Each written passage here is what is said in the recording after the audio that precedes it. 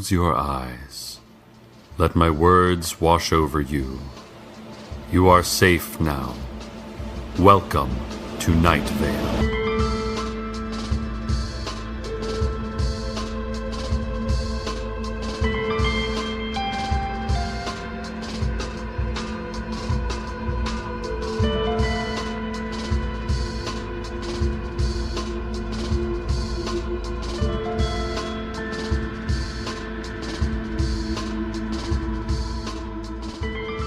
Local historians are protesting the removal of the shape in Grove Park that no one acknowledges or speaks about. While their protest has been hampered by the fact that none of them will acknowledge or speak about it, they did, through a system of gestures and grimaces, convey the message that whatever the shape is and whatever its effect on nearby neighborhoods, it is a Night Vale landmark and should be protected. The shape itself offered no comment, only a low moaning and gelatinous quiver. The city council would not provide any reason for the removal, but did say that any work in Grove Park was making way for a new swing set, picnic area, and Bloodstone Circle, which we all can agree are good contributions to the community. The Night Vale Green Market Co-op announced today that after 15 years, they will begin selling fruits and vegetables.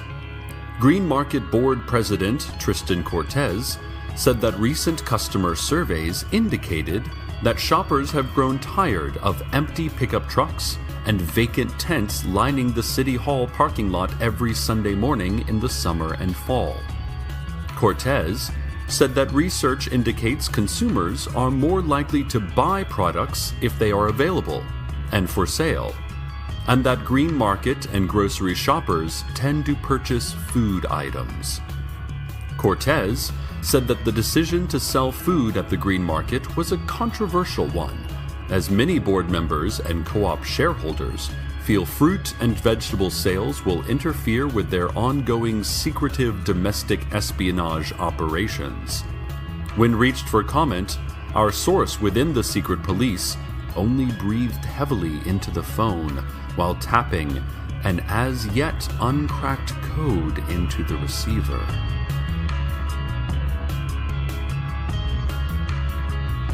Michael Sandero, starting quarterback for the Night Vale Scorpions, has reportedly grown a second head. It is not currently known whether this is a result of the previously reported lightning strike or just another odd coincidence in the kid's odd life.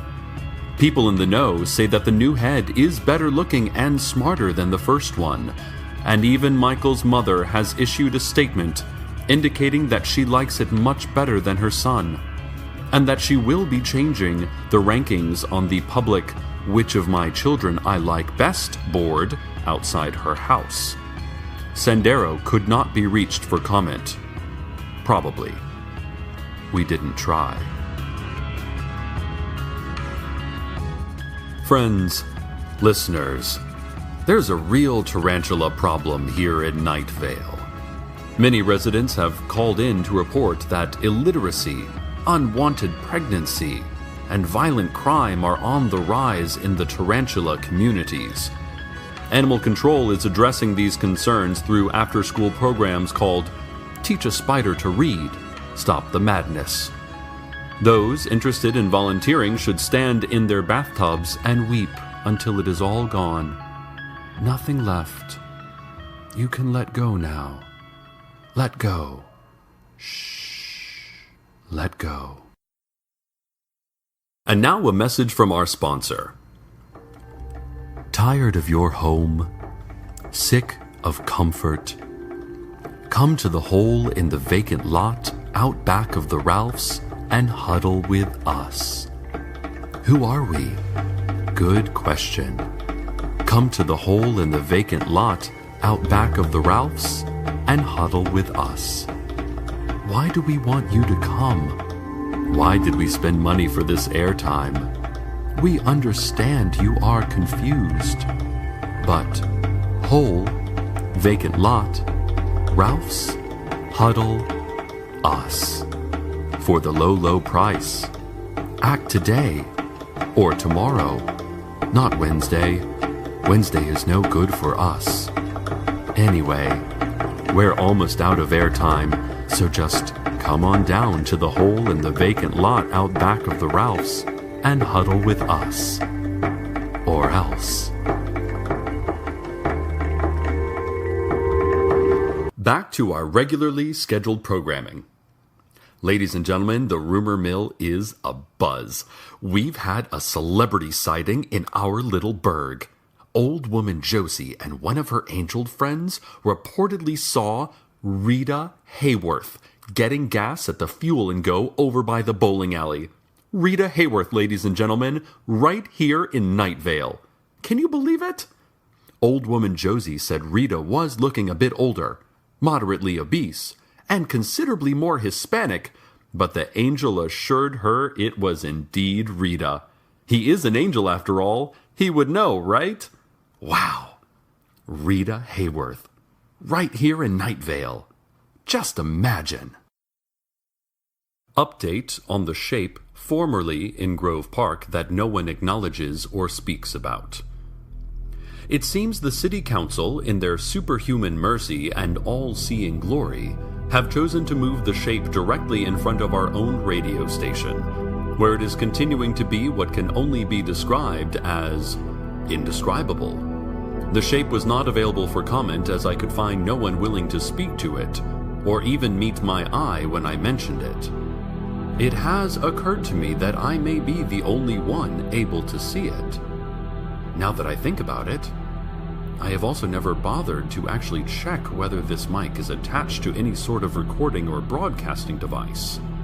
And it is possible that I am alone in an empty universe, speaking to no one, unaware that the world is held aloft merely by my delusions and my smooth, sonorous voice. More on this story as it develops, I say, possibly only to myself.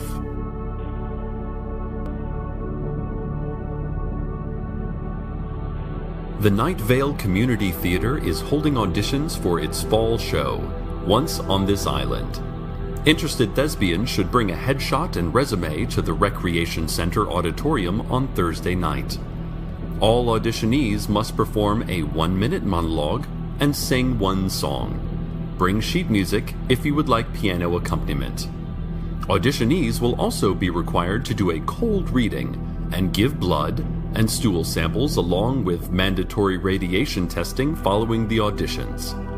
Do not sing anything from South Pacific. People of color are urged to audition, as Night Vale Community Theater is an equal opportunity employer. Also, actors with long-range sniper training, Fortran computer programming, and top-notch wilderness survival skills are a plus. Final casting will be announced in secret via dirigible. No one can ever know. Update on the green market situation from earlier in our broadcast. Everything is exactly the same as when we last reported on it. There is no new information. Listeners, do you ever think about the moon? I was sitting outside last night, looking at the moon, and I thought, does anyone actually know what that thing is? Have there been any studies on this? I went to ask Carlos, but he hasn't been seen much since that treacherous Telly's vile haircut. The moon's weird though, right? It's there, and then suddenly it's not. And it seems to be pretty far up. Is it watching us? If not, what is it watching instead? Is there something more interesting than us? Hey, watch us, moon. We may not always be the best show in the universe, but we try. This has been today's Children's Fun Fact Science Corner.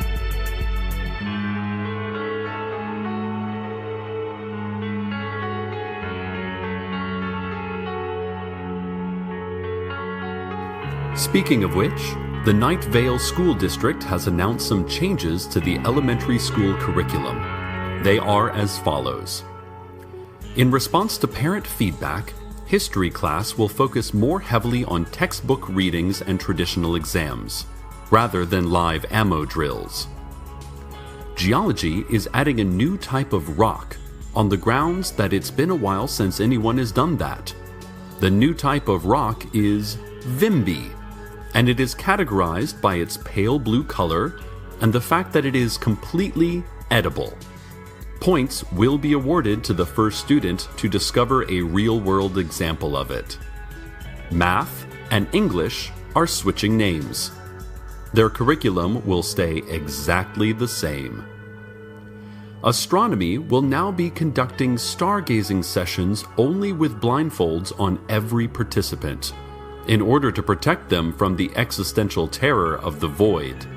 Also, Pluto has been declared imaginary. All classrooms will be equipped with at least one teacher physically present for the entire instruction period. Astral projection will no longer be used in any classroom situation. Finally, in addition to the current foreign language offerings of Spanish, French, and modified Sumerian, schools will now be offering double Spanish, weird Spanish, Coptic Spanish, Russian, and unmodified Sumerian. And now a continuation of our previous investigation into whether I am literally the only person in the world speaking to myself in a fit of madness caused by my inability to admit the tragedy of my own existence. Leland, our newest intern, recently brought me a cup of coffee. He is no longer in my field of vision, but I do still have the cup of coffee, which is well made and is giving me the needed pick-me-up to continue considering this terrifying possibility. Is it possible that I only imagined Leland and forgot making myself this cup of coffee? But then, who would have grown this coffee? Where was this cup procured from? Oh, Leland's back in the room. He's waving at me. Hello, Leland. And he's saying, wait, what was that, Leland? I see. He's saying that the shape has turned a molten red and is causing small whirlwinds in front of our radio station doors. There is apparently a sound of a great many voices chanting, as though it were an army giving out a battle cry before raining down destruction on our arid little hamlet. Oh, he has stopped shouting and is now writing furiously on a piece of paper.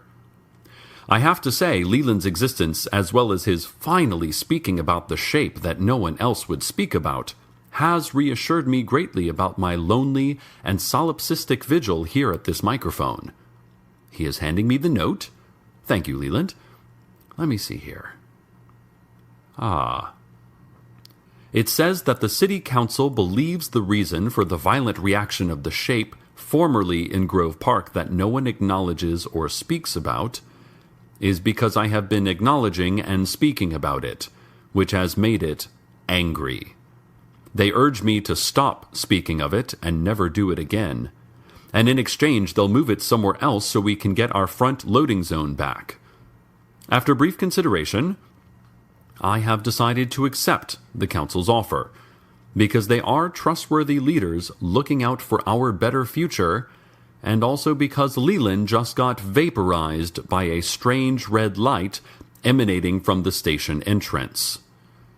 To the family of Leland, we thank you for his service to the cause of community radio and join you in mourning his loss. And, without further ado, nor ever again mentioning anything we shouldn't, let's go to the weather. Hello, listeners. In breaking news, the sky, the earth, life, existence as an unchanging plane with horizons of birth and death in the faint distance. We have nothing to speak about. There never was. Words are an unnecessary trouble. Expression is time wasting away. Any communication is just a yelp in the darkness. Ladies, gentlemen, listeners, you. I am speaking now, but I am saying nothing. I am just making noises, and as it happens, they are organized in words, and you should not draw meaning from this. The service for Leland will be lovely. We will throw flowers and weep. He will be buried in the break room, as is the custom. His family will come and moon about the coffee as though we have answers. We do not have answers. I am not certain that we even have questions.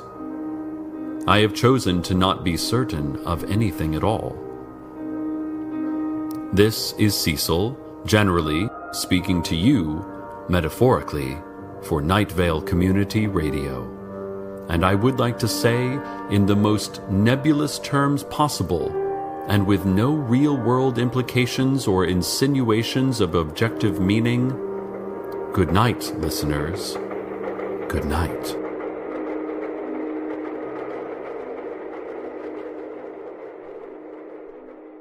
Rabbits are not what they seem to be. Welcome to Night Vale.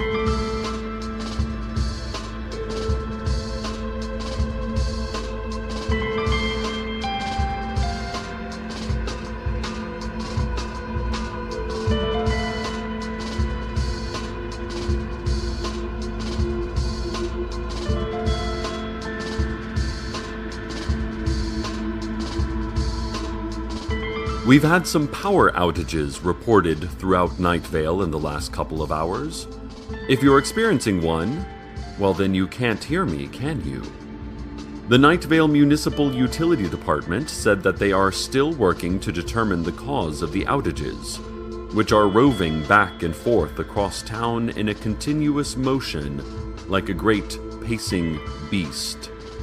Those whose neighborhoods have been hit by the outages reported the shriek of hawks overhead, and that when the lights came back on, they felt that perhaps they were different people, their memories and identities the same as always, but suddenly felt like costumes that didn't fit exactly, as though it all were actually brand new to them, as though they had been switched out with someone who was exactly like them, as though all that was familiar would ever after be strange. Keep some flashlights with spare batteries and a childhood photo album by you tonight, just in case. The revitalization of the Old Town Drawbridge experienced another setback this week, as engineers determined that the furniture upholstery used to construct the bridge towers soaks up water and creates an unstable foundation. This week's collapse was the third in as many months. Construction crews have tried building the bridge tower base supports from corrugated cardboard, non-dairy creamer, and ceramic bowls. Nothing has worked. Engineers are asking for help in determining how proper bridge towers are made. If you have any tips, please write them on notebook paper and mail them to Bridge Magic, LLC, P.O. Box 616. Do not use cursive or long words. Clearly labeled drawings are preferred. Ladies and gentlemen, it's that time of year again. Time for our annual pledge drive. Sorry to have to do this, but, you know, Night Vale has a lot of community-supported radio, and the thing about community-supported radio, it's supported by listeners like you, as well as Guatemala and some Teamsters who are sometimes just too generous. Any amount you can give will help us continue our community programming. $1 or $2 or even plasma. Take WZZZ, our local numbers station, broadcasting from that strange and tall antenna built out back of the abandoned gas station on Oxford Street. Did you know that it broadcasts a monotone female voice reading out seemingly random numbers interspersed with chimes 24 hours a day, 7 days a week. As you can imagine, that kind of work doesn't bring in a lot of money, unless it does. To be honest, here at Night Vale Radio, we don't know exactly what that station is for or what master it is serving. But I do know that it is a vital part of this community and we should pitch in to help it. We welcome your support. Give us a call. We don't have a number, just whisper "Forsaken Algonquinia" into your phone receiver, and Angels or Facebook or something will deliver us an appropriate contribution from your bank account.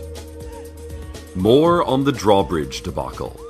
It was turmoil in city headquarters this morning. Following this latest in a long line of municipal failures, the City Council has come under fire from concerned citizens for wasting taxpayer money on inefficient services that go over budget and over schedule. One critic, who wished to remain anonymous, said, "We don't even have a river or bay in Night Vale. There would never be a boat to necessitate a drawbridge." He continued to, "You know what? Forget it. I can tell you right now that that was Steve Carlsberg who said that, and he is such a spoilsport, that Steve. Have you ever noticed how he never replaces his hubcaps? It's laziness. Pure and simple. Laziness. I just can't let him ruin our town by denying Night Vale a drawbridge when he can't even care for a tan Corolla." The Night Vale Daily Journal has announced that, due to spiraling printing costs, they will be replacing the print edition of the paper with a special new Imagination edition. Editor Leanne Hart explains, "Instead of confining our customers to the outdated modes of ink on paper, we are allowing them to choose the news that interests them by imagining whatever news they want. This will not only save costs, but will allow customers to experience the news as a full-color, full-motion experience, taking place in a mental world that is tailored to their needs." Subscription to this edition will be compulsory and automatic, and will cost a mere $60 a month.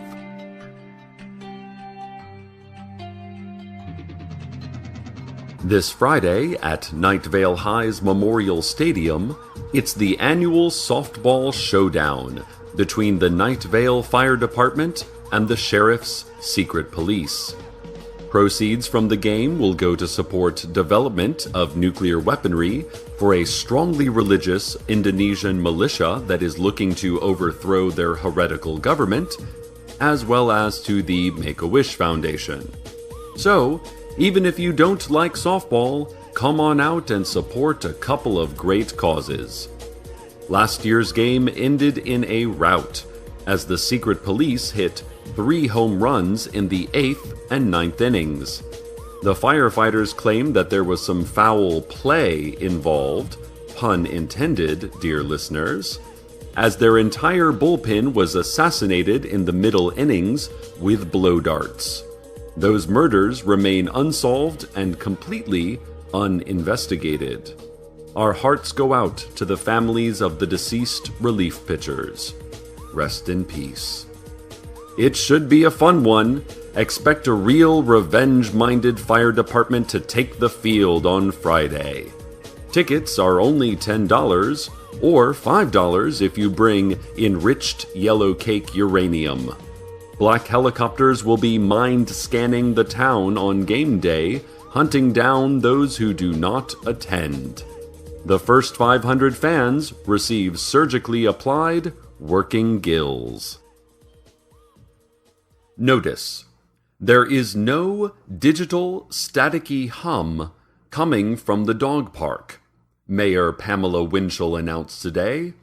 The mayor stressed repeatedly in her 90-second impromptu press conference that there is no unbearable, soul-tearing sound that rips at the sinews of your very being coming from the dog park. Mayor Winchell continued with a plea for all Night Vale residents to understand that there could not possibly be a deeply coded message emanating from a small fenced-in patch of municipal grass and dirt.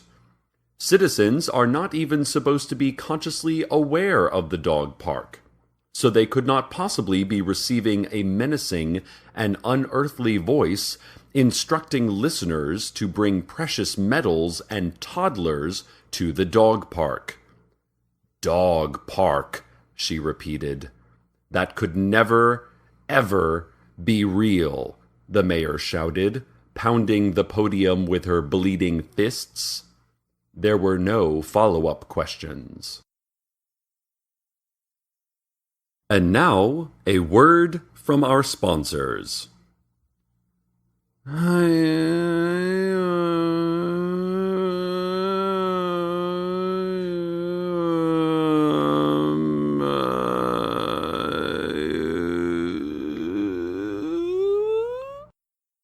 And now, traffic. There's a stalled car on the northbound on-ramp to the Eastern Expressway just south of Route 800. Commuters should have little delays as Highway Patrol is fiercely denying this report. In fact, police representatives have just issued a statement claiming that there are no cars anywhere, and "What are you doing talking about them? Talking silly lies, you silly people. There are no cars. What is this fiction? Oh, please. Do you seriously believe for a second? Wait. You thought that cars were real?" The Highway Patrol continued, "Oh, that is rich." All other roads seem clear. Expect delays, of course, at the drawbridge construction site, because it is years away from being competently finished. Here are this week's horoscopes. Virgo, go see a movie today. It's a great escape, especially from all of this pollution and dangerous UV radiation. Say, is that mole new? Libra, your dreams will be filled with prophetic visions. Write them down. Hopefully, there are some lottery numbers or sports scores in there. Scorpio, curse you, curse your family, curse your children, and your children's children. Vile, vile Scorpio. Sagittarius, eat well today. You've earned it. And by it, I mean massive food allergies. And by earned, I mean acquired. I should proof this stuff before I read it out loud. Let's try that again. You've acquired massive food allergies. Yes, much cleaner. Eat well. Capricorn, those were not contact lenses you put in this morning. Best not think about this again. Aquarius, the white ball will be under the middle shell. Trust the stars. Invest all your money in this lucrative street game. Pisces, you've won a brand new car. Aries, you will feel a haunting sadness about times gone by. Today's smell is wheatgrass and toast. Taurus, today is your annual crime day. All Tauruses are exempt from laws today. Gemini, you will meet someone today who will have no effect on your life, and who you will immediately forget. Retain hope for a possible future.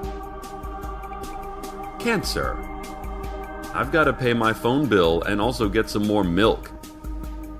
That wasn't me talking. That is what the stars say today. Interpret it as you will.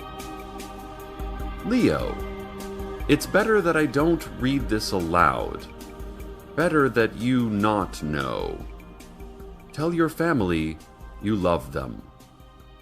That has been this week's horoscopes. Good news for radio-controlled airplane hobbyists. Those unidentifiable black metallic trees that suddenly appeared by the library back in June and caused all airborne objects above 30 feet to catch fire? Well, they've finally been cleared away as a new strip mall and parking lot are being developed. The Night Vale Airport, local bird watchers, and that nice epileptic couple who run the emergency services helicopter are just pleased as pleased can be about the news. Several petitions, however, have cropped up from neighborhood improvement organizations. Juanita Jefferson, head of one such organization, Night Vale or Nothing, said, "Trees, they are us." Jefferson then paused for several minutes without blinking and whispered again, "Trees," before collapsing into tears and loud moaning. Jefferson was then taken by helicopter to Night Vale General Hospital, where she is reportedly in stable condition. This morning, Jefferson's lawyer issued a statement saying, "My client fully recognizes the irony of this helicopter trip, but she stands by her earlier pronouncement, trees, they are us." Meanwhile, I hear from trustworthy informants that there will be a pinkberry at the new strip mall.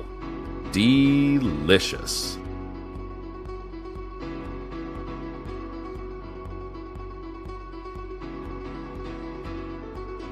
This just in on Drawbridge Gate. The City Council said that, in response to this week's collapse, they will increase the project budget by $20 million over the next 14 years, the new timeline for the bridge. Money for these extra expenses will come from school lunch programs, a 65% hotel tax, and a $276 bridge toll, which will be discounted to $249 with Easy Pass. And now for a station editorial. Large, expensive projects are not uncommon in Night Vale. We are a patient but resilient little city. We have big dreams, sometimes scary, unforgettable dreams that repeat on the same date every year and are shared by every person in town, but we make those big dreams come true. Remember the clock tower? It took 8 years and $23 million to build, and despite its invisibility and constant teleportation, it is a lovely structure that keeps impeccable time. It's a classy signature for Night Vale's growing skyline. Unlike that hideous sports arena Desert Bluffs built last spring, Desert Bluffs can't do anything right. That's where Steve Carlsberg belongs. God, what a jerk. And now, the weather. Apparently, the sheriff's secret police agree with me about old Steve Carlsberg, dear listeners. We just received a report from a reliable witness that 2 days ago, Steve was whisked into the back of a windowless van, only to reappear earlier this morning, wearing thick head bandages and eating styrofoam shaped like an ice cream cone. I want to take this moment to thank all of you out there for all of the generous donations you may or may not be aware that you just made. During this show, we have raised just a hair over $45,000, which includes a $45,000 donation from a certain anonymous world leader. I can't tell you who. Let's just say, muchas gracias, el presidente, mano dura, cabeza y corazón. Thank you again for your involuntary support of community radio. We couldn't do it without the support of listeners like you, in conjunction with unethical contributions from nefarious organizations. And with that, I leave you alone with your thoughts, folks. Stay tuned next for Zydeco, Note by Note. a special 2-hour verbal description of what Zydeco music sounds like. Buenos noches, Night Vale. Good night.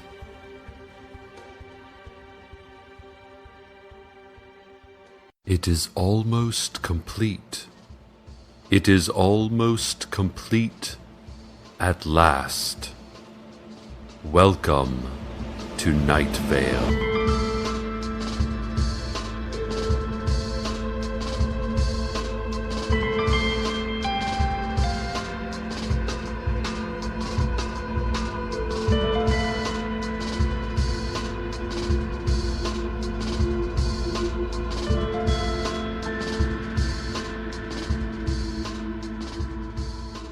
Hello there.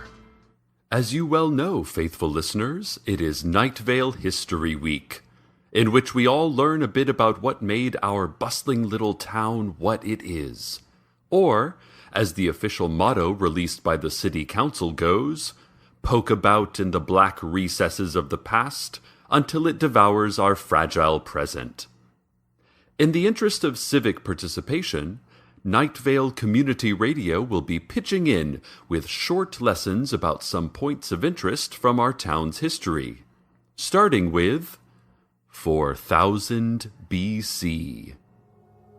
Archaeologists believe this is the earliest date of human settlement in Night Vale. Little remains of these ancient inhabitants, except a few cave paintings of their towns and their hunting practices, and of the dark shapes that would watch them in the distance. Inhuman, shimmering shapes that never came closer or farther away, but whose presence could be felt even with eyes shut tight, huddled in fur and the company of another human's naked skin.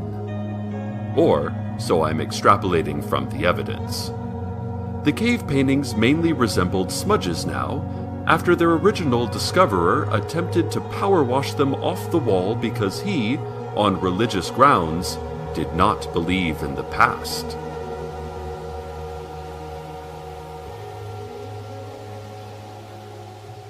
And now, the news.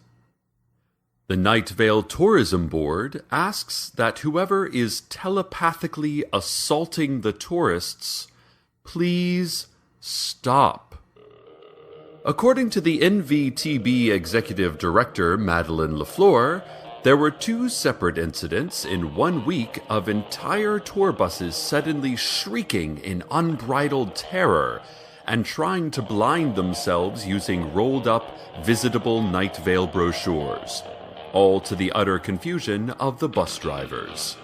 Lafleur added, "We just had those brochures printed."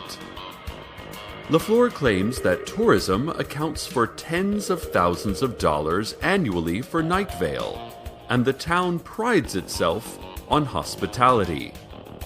She said if good-hearted families travel to Night Vale only to find their subconsciouses besieged with unforgettable revelations, horrors buried so deep as to be completely indescribable, revealing wholly unbearable new truths, then we certainly can't expect these people to return, let alone leave good Yelp ratings for local businesses.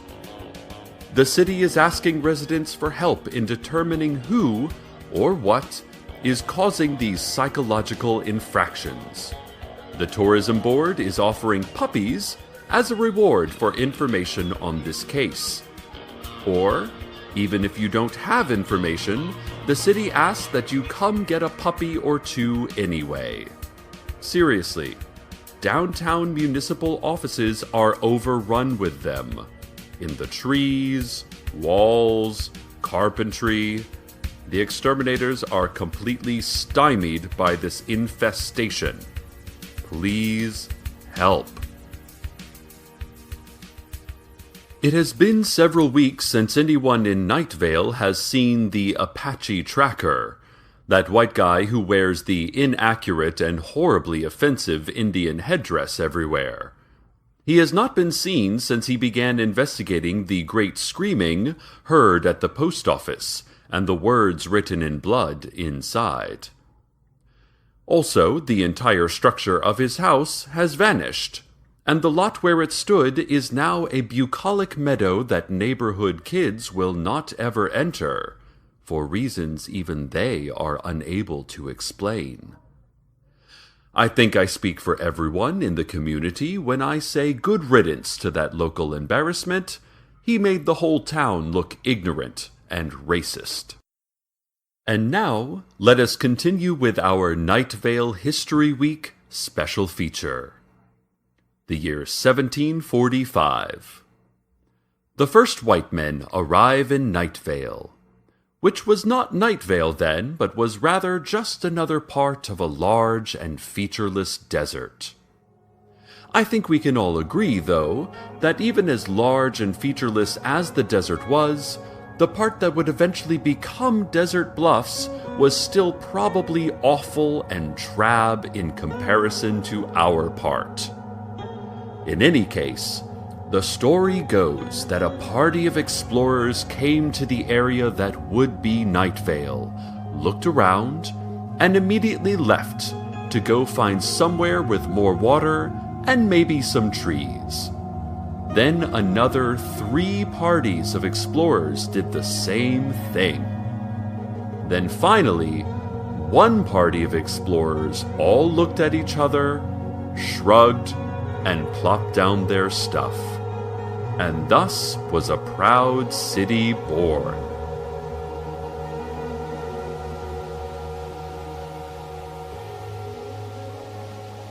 And now, traffic. Crews from the Department of Public Safety will be repainting highway lane markers this week. The common white dashes and double yellow lane dividers will be replaced with colorful ceramic mosaics depicting disgruntled South American workers rising en masse against an abusive capitalist hegemony. The protective steel barriers along curves in the road will be taken down to make room for some really lovely and provocative butcher paper silhouettes of slavery-era self-mutilation, reflective of centuries of slow genocide and dehumanization by Western imperialists, designed by contemporary art darling Kara Walker. Also, exits 15 to 17 along Route 800 will be closed for the next 2 Saturdays because of the biennial Lee Marvin Film Retrospective. So, please watch for working crews this weekend. Lower your speed, and don't forget to tip the DPS shift leaders. 20% of your current mileage is standard. Lack of tipping is the leading cause of sinkholes in the U.S. The year 1824. The first meeting of the Town Elder Council, predecessors to the City Council. Picture them.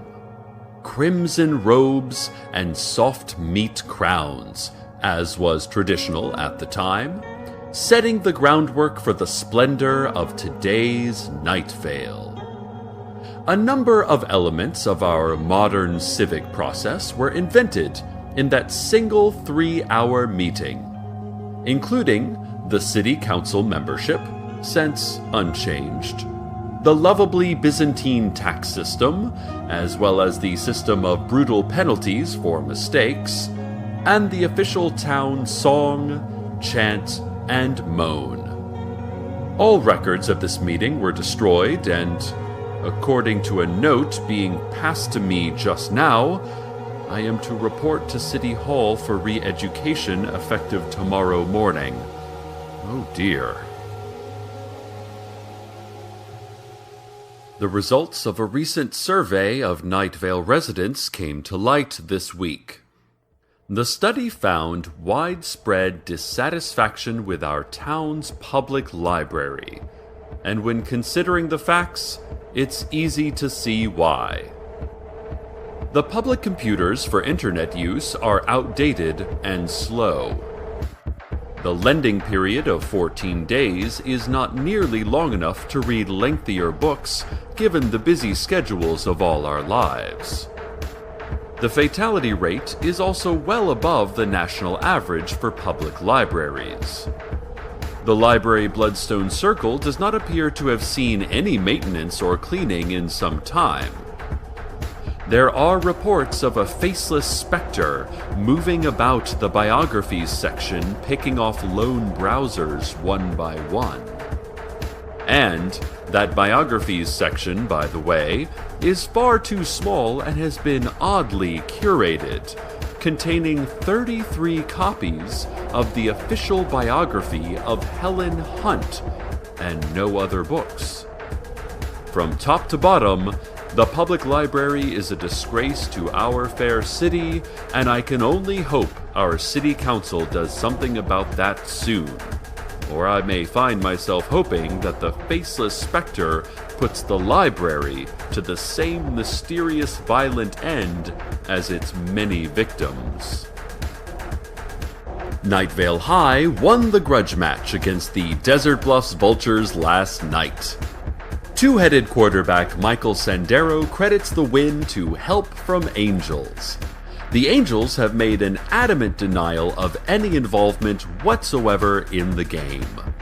The school district ethics committee has announced that they will look into any possible angelic interference.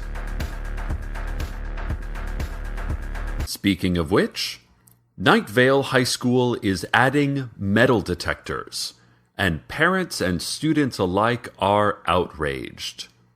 Several parents we talked to said that NVHS students have long been recipients of shadow government-issued Uzis and rifles, as well as tasers and armor-piercing munitions.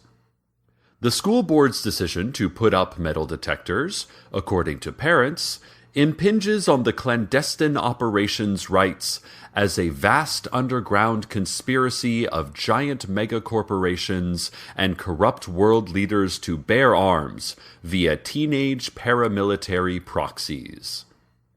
The school board countered that studies indicate that weapons distract from educators' ability to educate, and that students who bring firearms to classrooms are more likely to use firearms than students without firearms. The school board says that school shootings can only get in the way of a quality education. Well, at the risk of becoming too much a part of this story, dear listeners, might I say that the Night Vale School District is overstepping its bounds by telling us whether or not our children can be armed by undercover militants? Should it be a school's job to say, "No, child, you cannot have grenades or assault rifles in the classroom"? I think not. Beginning November 1st, all students at NVHS will enter through metal detectors. Any firearms or weaponry found will be confiscated and held in the counselor's office until after school, when the students can pick them up again. Seriously, listeners, what's next? Removing the line, "Praise the beams, praise, O ye knowing beams that guide our lives, our hearts, our souls. Praise, O highest, to ye all-powerful beams," from the Pledge of Allegiance? Let's return to another key moment in Night Vale history. The year 1943. As part of the war effort, Night Vale citizens dedicated themselves to chanting. The young, the old, men and women alike gathered around their bloodstones and chanted for the victory of the United States. While some credit must be given to the strategic planning of U.S. Command and to the brave fighting of American soldiers, most reputable scholars believe that Night Vale's chanting was the deciding factor in America's eventual victory over the Axis powers.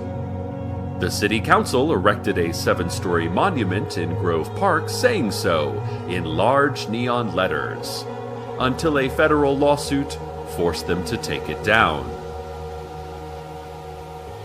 And now, a word from our sponsors. That word is carp. This next installment in our exploration of Night Vale's storied past takes place in the future. The year 2052. The Scion of the Dark Order will descend, realize he mistimed the prophecy, and reascend. The seventh siege of the great Night Vale Temple will rage on. The plague of buzzing boils will kill thousands and annoy thousands more with its buzzing. The city council will reveal its true form and eat half of Night Vale's population. Approval ratings for the mayor will hover in the low 40s, which will be surprising as there will have been no mayor for over 30 years. And now, the weather.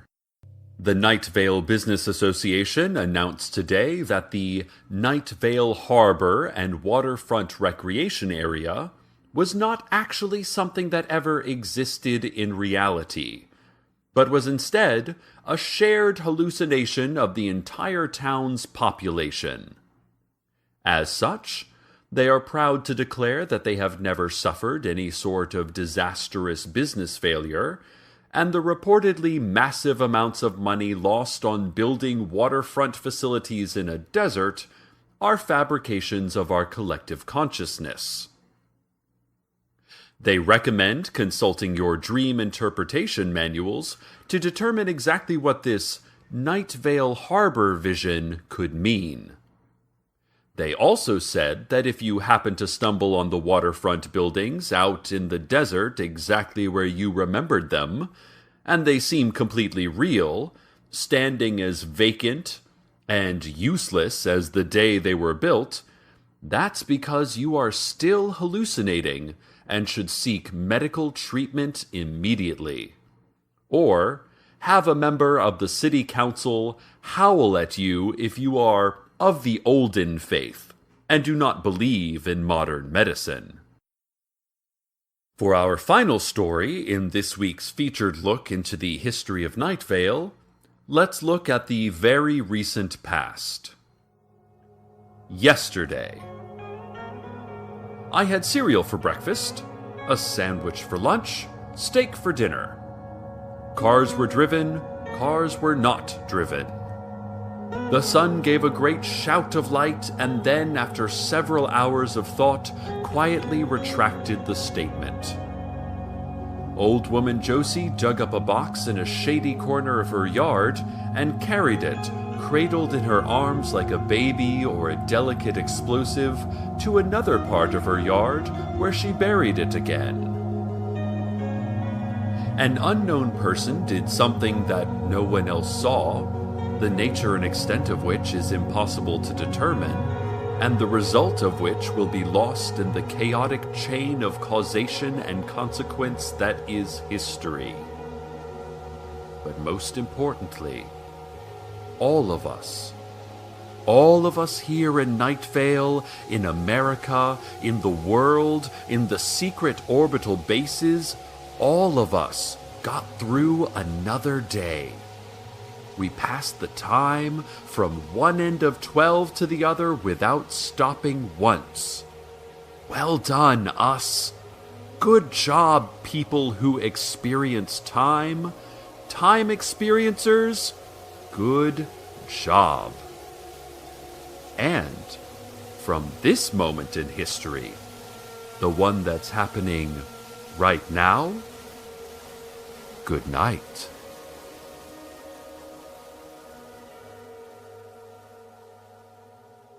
Silence is golden. Words are vibrations. Thoughts are magic. Welcome to Night Vale.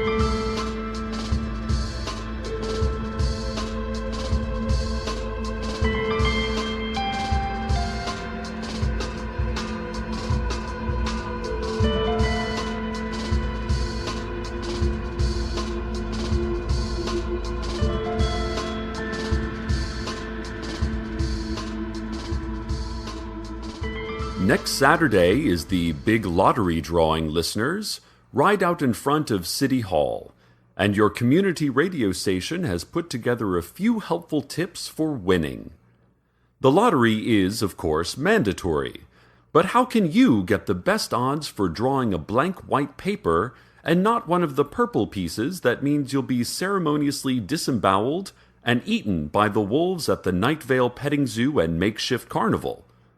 I know to some of you young people, this lottery seems like a barbarous, outdated tradition, but if not for municipally planned citizen sacrifice each quarter, how else would we find satisfactory meats to feed those sad, scrawny animals? So, here now are the 3 I's of playing the lottery. I-1. Identify. Learn to sense colors. Purple has a grittier emotional aura than white. I-2. Ignite. Set fire to your home. While it's not true that wolves refuse to eat arsonists, it's a scientific fact that they're unable to detect the presence of one. I-3. Imitate. If you happen to draw a purple piece, impersonate someone who drew a white piece. You might be mistaken for a person who is colorblind. This, of course, will lead to months of painful color re-education at City Hall. But in most cultures, that's better than being eaten by wolves. Also, make sure to visit the Food Truck Festival, which will be downtown as part of the lottery festivities. Popular truck treats include Korean barbecue, vegetarian chili, and veal ice cream.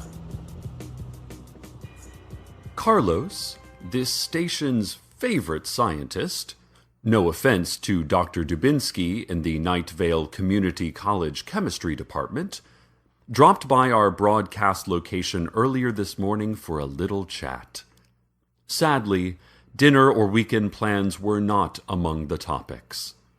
However, Carlos did request that we ask listeners for anyone who saw a series of bright, colorful flickers coming from Radon Canyon this past weekend. These flickers would have also been accompanied by unintelligible noises, possibly some form of coded communication or signal jamming technique. Carlos suggested that there could be some very sinister forces at work here. He declined to be interviewed live, claiming only that he was scared for us. Scared for all of us in our strange town. Then he drove away quickly in his economical but attractively sporty hybrid coupe. If anyone out there knows anything about these otherworldly lights and sounds, please contact us immediately.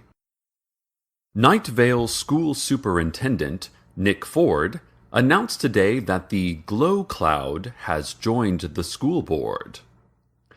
The Glow Cloud passed over the entirety of Night Vale several weeks ago, dropping small and large animal carcasses, controlling our thoughts and tertiary muscle groups, and erasing every last recording device. We're still unsure the Glow Cloud even existed, as no one remembers it, nor has any digital record of it. If not for a few intrepid citizens who used old-fashioned pens and pencils to record the event in their diaries, we would have no remaining knowledge of that day. I, of course, can only thank those journal writers anonymously here on the air, as the Night Vale City Council long ago banned writing utensils, along with margarita glasses and barcode scanners, and I don't want to get my fellow reporters in any trouble with the sheriff's secret police. According to Superintendent Ford, the Glow Cloud's visit on that nearly forgotten day was simply an effort to find a nice neighborhood with good schools to raise a child. Now, what kind of progeny a powerful, formless cloud of noxious nightmares and spiritual destruction might produce, I dare not even speculate. But I do know one thing. That little cloud is going to get one heck of an education in the Night Vale School District. And isn't it heartening to hear that that little puff of despair's father or mother will serve on the school board? I mean, no matter how good the school, a student can only get out as much as the parents put in. We should all take such an impactful role in our children's scholastic lives. Especially you, Steve Carlsberg. You don't do anything except bring unacceptably dry scones to PTA meetings and take grammatically disastrous minutes on your shifts as meeting secretary. Get it together, Steve.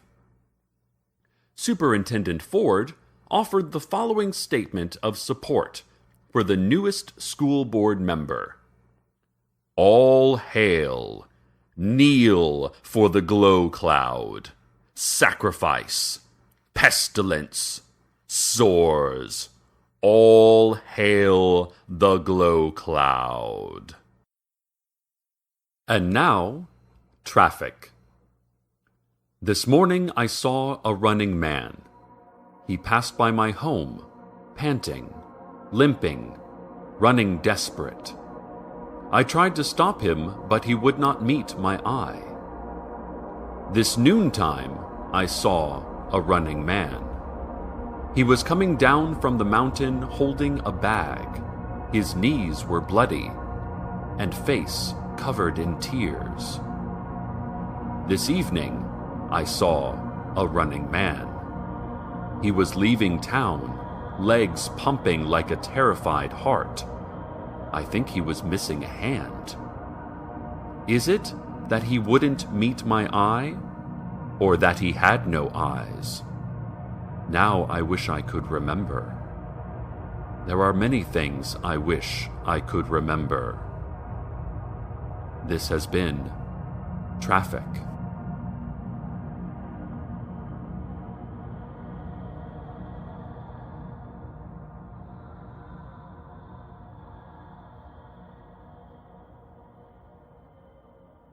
New billboards have appeared all over town, bearing the image of a turkey sandwich and the single word harlot in large block letters.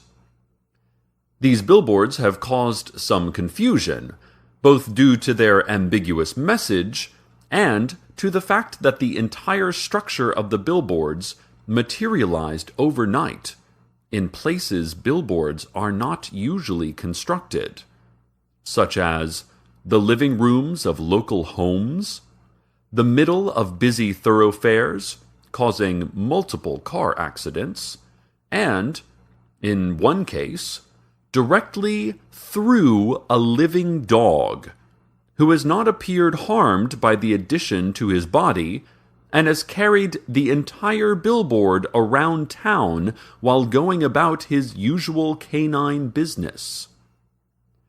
The Department of Health and Human Services recently claimed responsibility for the billboards, saying that they were part of a campaign to promote nutrition and healthy living among children.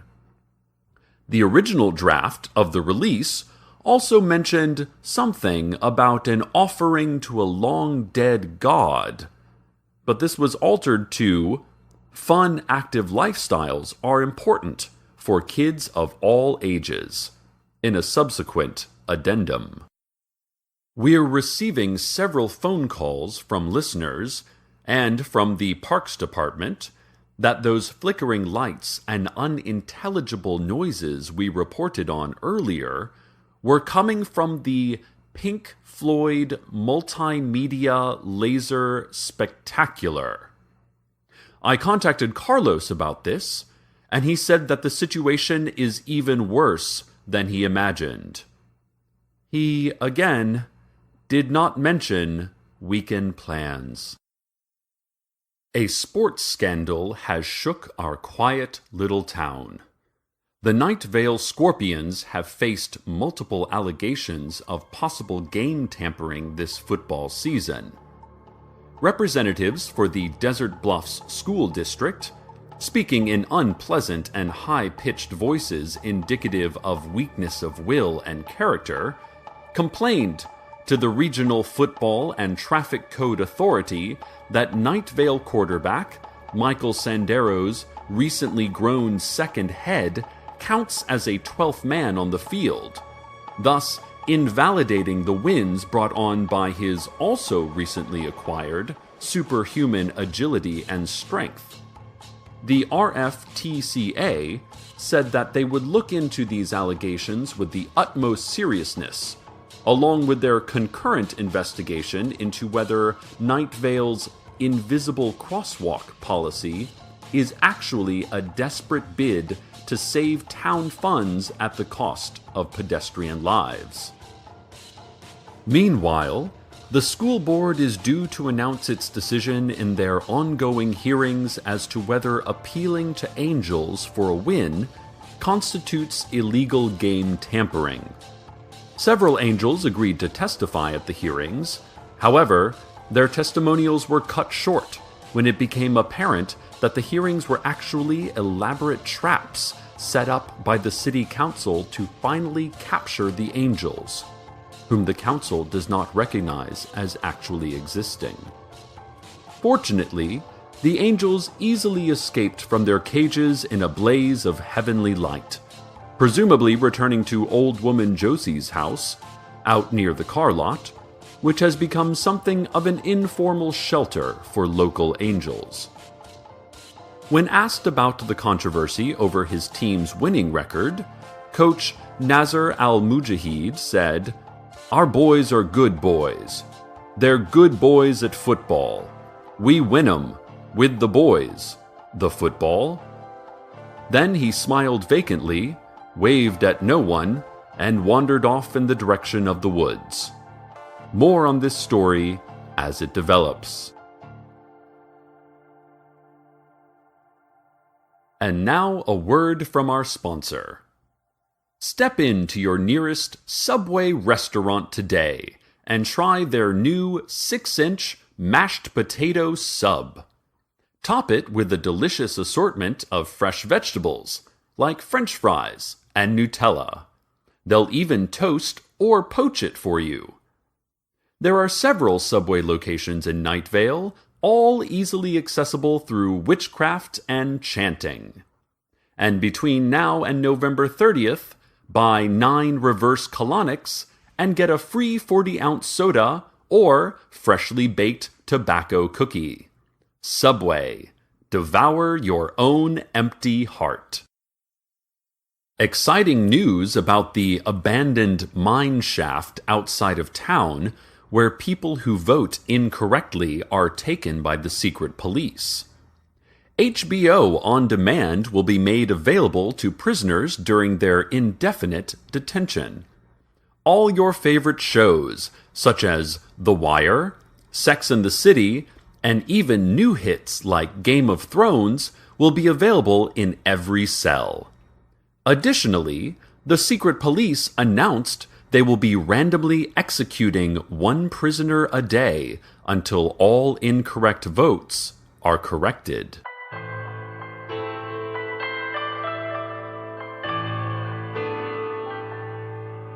This just in.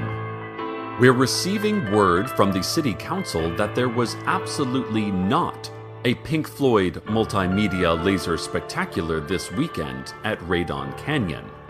That there never was a Pink Floyd multimedia laser spectacular ever near Night Vale. Pink Floyd is not even a thing, said the council in a very stern but quiet statement just received by me here via phone. The council, and this is strange, the entire council, not just a representative of the council, the entire council issued this statement, all speaking in unison just now over the phone. That Night Vale citizens are prohibited from discussing any lights or sounds coming from Radon Canyon this past weekend, and that they should just stop remembering Pink Floyd shows altogether. The council reiterated that there is no way that they are huge Floyd fans privately using public funds on a laser-powered seance to talk hard rockin' classic jams with the ghost of original frontman Syd Barrett. And that Syd wouldn't even say anything juicy anyway, because he is such a gentleman and an artist. This did not happen at all. So, listeners, we urge you to look away from Radon Canyon. Avert your eyes, ears, and memories from that which is no longer allowed you. Comfort and distract yourselves with dense food and television programming. As the old adage goes, a life of pain is the pain of life, and you can never escape it. Only hope it hides, unknown, in a drawer like a poisonous spider and never comes out again, even though it probably will in unexpected and horrific fashion, scaring you from being able to comfortably conduct even the most mundane quotidian tasks. Or, at least, that's how my grandparents always phrased it. And now, the weather. Teddy Williams, over at the Desert Flower Bowling Alley and Arcade Fun Complex, has an update on the doorway into that vast underground city he found in the pin retrieval area of Lane 5. He says that every window of the city is now glowing both day and night. And he heard the shouts and footsteps of what sounded like an army marching upwards toward the world above. He also said that, given that nothing really matters now, bowling is half off, and each game comes with a free basket of wings. Nothing like those desert flower wings. Let me leave you with this, dear listeners. We lead frantic lives, filled with needs and responsibilities, but completely devoid of any actual purpose. I say, let's try to enjoy the simple things. Life should be like a basket of chicken wings, salty, full of fat and vinegar, and surrounded by celery you'll never actually eat, even when you're greedily sopping up the last viscous streaks of buffalo sauce from the wax paper with your spit-stained index finger. Yes, that is as life should be, Night Vale. Stay tuned next for a special live broadcast of the Night Vale Symphony Orchestra performing Eugene O'Neill's classic play, The Iceman Cometh. It is a good night, listeners. Good night.